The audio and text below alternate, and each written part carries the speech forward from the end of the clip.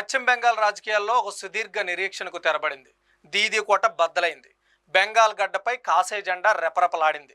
తృణమూల కాంగ్రెస్ అజేయ ప్రస్థానానికి check పెడుతూ ఒకప్పుడు మమతా బెనర్జీకి కుడిభుజంగా ఉన్న సువేందు అధికారి ఈరోజు పశ్చిమ బెంగాల్ నూతన ముఖ్యమంత్రిగా ప్రమాణ స్వీకారం చేశారు.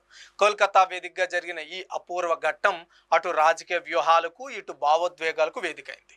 కోల్కతాలోని బ్రిగేడ్ పెరేడ్ గ్రౌండ్స్ జై శ్రీరామ్ నినాదాలతో మారుమోగుతోంది. 15 ఏళ్ల తృణమూల కాంగ్రెస్ పాలనకు చరమగీతం పాడుతూ పశ్చిమ బెంగాల్ కొత్త చరిత్రను లిఖించింది.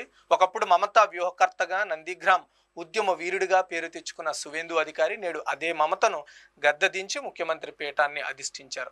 ఈ కార్యక్రమానికి దేశవ్యాప్తంగా ఉన్న హేమాహేమీలు హాజరయ్యారు. ప్రధాని నరేంద్ర మోదీ, కేంద్ర హోంమంత్రి అమిత్ షా, ఆంధ్రప్రదేశ్ ముఖ్యమంత్రి నారా చంద్రబాబు నాయుడు వంటి నేతలు సువేందు అధికారికి అభినందనలు తెలిపారు.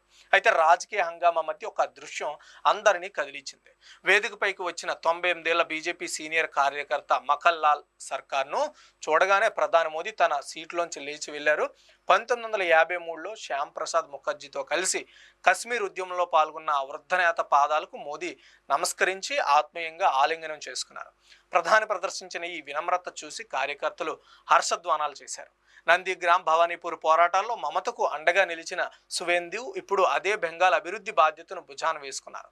కమ్యూనిస్టుల కోటను బద్దలు కొట్టిన మమతా దగ్గరే రాజకీయం నేర్చుకున్న సువేందు ఇప్పుడు ఆమెనే ఓడించి ముఖ్యమంత్రి కావడం ఒక అసలైన పొలిటికల్ థ్రిల్లర్ను తలపిస్తోంది.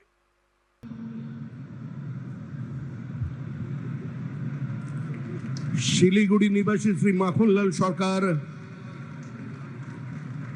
সবরই প্রতীক্ষার মতো দীর্ঘ প্রতীক্ষা ভারত কেশরী ডক্টর শ্যামাপ্রসাদ মুখার্জি, যিনি ভারতের সংবিধান এবং ভারতবর্ষের অখণ্ডতার জন্য